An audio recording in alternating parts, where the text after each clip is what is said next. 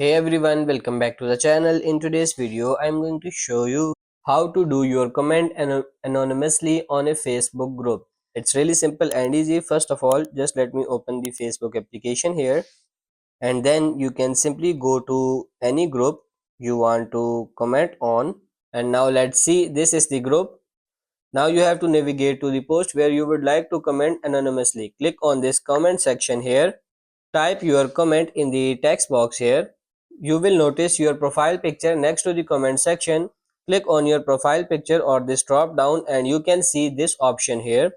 You can comment on exactly from your profile or you can choose from this anonymous member. And now you can easily read this section, anonymous comments or reactions. Then you can simply tap on this got it, and now you can see commenting and reacting as anonymous member.